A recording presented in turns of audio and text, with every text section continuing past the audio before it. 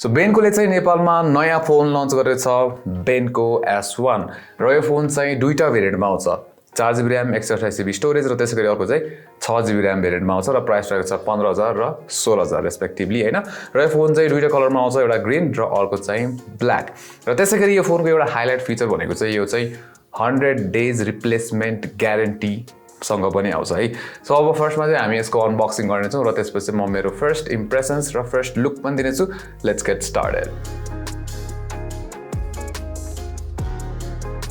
बेन्को S1 को box packaging चाहिँ standard छ जुन चाहिँ हामीले बजेट फोन्सहरुमा देखिरहेको हुन्छौँ अब पछाडिबाट चाहिँ फिचर्सहरु लिस्ट गरेको छ त्यसैगरी यो चाहिँ दुईटा कलरमा आउँछ र हाम्रो युनिट चाहिँ ग्रीनमा रहेको छ अब बक्स खोलेर हेरौँ बक्समा चाहिँ के आउँछ त फोन किन्दा जहिले पनि सिल प्याक छ कि छैन त चेक गर्नु होला है र त्यसपछि सिल खोलौँ त्यसै बक्स खोल्ने बित्तिकै चाहिँ फर्स्टमा छ यो छुट्टै कम्पार्टमेन्ट र यसमा हामीले देख्न सक्छौं एउटा सिम इजेक्टर टुल दिएको छ त्यसपछि यो अथोराइज सर्भिस सेन्टरहरुको लिस्ट पनि छ यसमा त्यसपछि टेम्पर्ड ग्लास पनि आउँदो रहेछ बक्स भित्रै है त्यसैगरी यसमा चाहिँ एउटा सिलिकन केस पनि दिएको छ फोन प्रोटेक्ट गर्नको लागि र यसपछि हामीले पाउँछौं फोन बेन्को S1 र ग्रीन कलर भेरिएन्टमा निकै राम्रो देखिरहेको छ हेर्दाखेरि डिजाइन पनि राम्रो छ अहिले चाहिँ साइडमा राखौं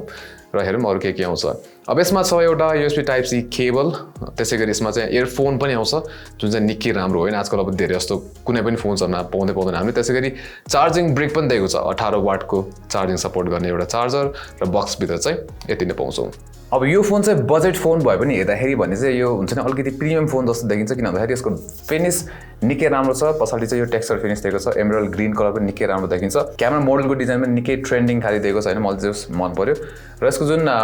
फ्रेम छ नि त्यो पनि राउन्डेड कर्नर्सहरु दिएको छ फ्ल्याट छ के फ्रेम सो त्यसले गर्दा चाहिँ यो फोन ट्रेन्डी देखिन्छ जस राम्रो छ कि फोनको जुन फिलिङ हुन्छ इन ह्यान्ड फिलिङ पनि अलि हेभी चाहिँ छ 203 ग्राम छ यो फोन त्यसैगरी यसको थिकनेस चाहिँ 8.5 mm छ जुन चाहिँ बजेट फोनको लागि निकै राम्रो है र अगाडिबाट हेर्दाखेरि पनि निकै यो चाहिँ ट्रेन्डी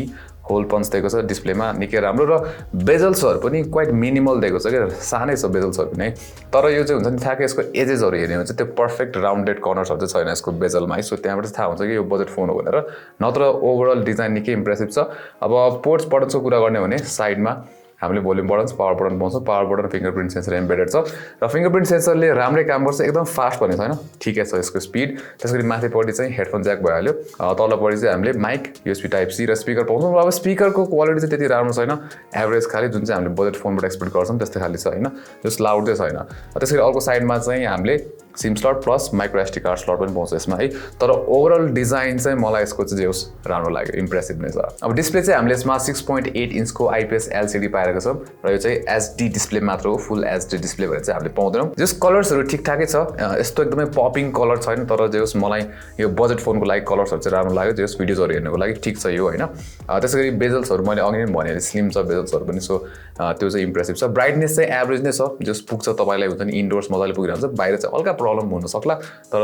एभरेज छ जेस ब्राइटनेस पनि ठिकै छ तर अब यसमा के छ भन्दाखेरि वाइड बाइन्ड L1 सर्टिफिकेसन छैन सो तपाईलाई अब हुन्छ नि HD प्लेब्याकहरु मात्र मिल्छ हैन प्लस अब यसमा डिस्प्ले नै HD भइहाल्यो सो त्यसले गर्दाखेरि पनि तर जेस ओभरअल डिस्प्ले यसलाई हुन्छ नि एभरेज अब एभरेज भनौं न यो बजेट फोनको लागि चाहिँ अब परफर्मेन्सको लागि चाहिँ यसमा हामीले UNISOC को टाइगर T606 भन्ने चिपसेट पाउँछौं त्यसैगरी यसमा चाहिँ यो भेरिएन्टमा चाहिँ हामीले 6GB RAM पाउँछौं त्यसैगरी 128GB को UFS 2.2 स्टोरेज दिएको छ है अब यो चिपसेटमा चाहिँ हामीले octa core प्रोसेसर पाइरहेको छ र यो चाहिँ अब 2021 को चिपसेट हो र यो चाहिँ अब बजेट फोन्सहरुमा युज हुन्छ धेरै जस्तो यो चिपसेट हैन र ठिकै छ यो चिपसेटको परफर्मेन्स अब मैले अहिले खासै त्यस्तो धेरै टेस्टिङ त गर्न पाएको छैन यसमा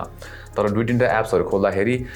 ठिकै छ स्पिड जुन लोडिङ स्पिडहरु ठिकै छ तर त्यो स्क्रल गर्दाखेरि चाहिँ थाहा हुन्छ प्लस एनिमेसन्स UI ल्याग्सहरु चाहिँ भेटिन्छ हैन सो त्यस्तो अप्टिमाइज भन्ने चाहिँ छैन तर जस परफर्मेन्स त्यस्तो नराम्रो पनि लागेन मलाई अहिले सम्म त सोफा अब यसको फुल परफर्मेन्स टेस्ट भने चाहिँ हामी अब हुन्छ नि रिभ्युमा गरौँला तर Geekbench 6 को स्कोर एभरेज छ नट ब्याड अब क्यामेराजहरुतिर जाने भने चाहिँ यसमा हामीले ट्रिपल क्यामेरा सेटअप पाउँछौं सो 48 मेगापिक्सलको चाहिँ मेन सेन्सर दिएको छ त्यसैगरी 2 मेगापिक्सलको चाहिँ म्याक्रो सेन्सर र अर्को चाहिँ अब AI क्यामेरा भनेको छ तर यसले चाहिँ हुन्छ नि डेप्थ सेन्सिङमा चाहिँ हेल्प गरिरहेको छ सो पोर्ट्रेट फोटोज खिच्नको लागि हेल्प गर्छ यो अर्को सेन्सरले चाहिँ र मैले अब त्यो खासै धेरै फोटोजहरु खिच्नु पाएको छैन तर जति पनि खिचे लाइक ठिकै छ फोटोजहरुको जुन कलर्सहरु चाहिँ मलाई राम्रो लाग्यो अलिकति हल्का अझै स्याचुरेटेड भएको भए चाहिँ मजा आउँथ्यो फोटोहरु हेर्न हैन तर शार्पनेस पनि ठिकै छ प्लस डिटेल ठिकै छ यसको हैन कलर चाहिँ अलिकति अझै स्याचुरेट भएको भए चाहिँ मजा आउँथ्यो है त्यसैगरी यसको शटर स्पिड चाहिँ मलाई राम्रो लाग्यो यस बजेट फोनको लागि चाहिँ यसको शटर स्पिड क्विकनेस अब फुल रिभ्यूमा चाहिँ हामी हेर्छौँ यसको भिडियोदेखि लिएर सेल्फी क्यामेराहरू कस्तो छ भनेर चाहिँ अब यसमा ब्याट्री चाहिँ हामीले 5000 mAh को ब्याट्री पाइरहेको छौँ हैन अब यो भनेको चाहिँ तपाईँले एक दिनभन्दा बेसी मजाले चलाउन सक्नुहुन्छ प्लस अब जुन चिपसेट दिएको छ 12nm को चिपसेट हो सो एफिसिएन्सी पनि ठिकै हुन्छ है सो जे होस् तपाईँले एक दिनभन्दा बेसी चलाउन सक्नुहुन्छ अब प्लस यसमा चाहिँ फास्ट चार्जिङ अब 18 वाट दिएको छ अब यो रेन्जमा 18 वाट फास्ट चार्जिङ ठिकै हो है लाइक अरू बजेट फोन्सहरू पनि हामीले यही लेभलको चाहिँ फास्ट चार्जिङ पारेको हुन्छौँ सो जस ब्याट्री र फास्ट चार्ज पनि ठिकै छ अब फुल टेस्ट गरेर चाहिँ हामी जेस हाम्रो रिभ्यू भिडियोमा चाहिँ तपाईँलाई भन्छौँ त्यसै गरी यसमा ओएस चाहिँ Android 13 र अब in-one UI भनेर दिएको छ हैन अब यसमा चाहिँ हल्का फुल्का कस्टमाइजेसन गरेको छ अब यसमा चाहिँ के छ भन्दा त्यो एप ड्रर अप्सन चाहिँ छैन जुन चाहिँ मलाई चाहिँ पर्सनली मन पर्छ हैन अब स्टक UI नै हो मोस्टली है जुन चाहिँ हामीले अब गुगलको जुन स्टक UI छ त्यो नै पाउँछौँ Android 13 तर यसमा एप ड्रर भन्ने चाहिँ पाउँदैन थियो सो त्यो चाहिँ अलिकति स्याड लाग्यो हैन न त चाहिँ खासै धेरै कस्टमाइजेसन चाहिँ गरेको छैन एकदम हामीले त्यो स्टक फिल चाहिँ पाउँछौँ यसमा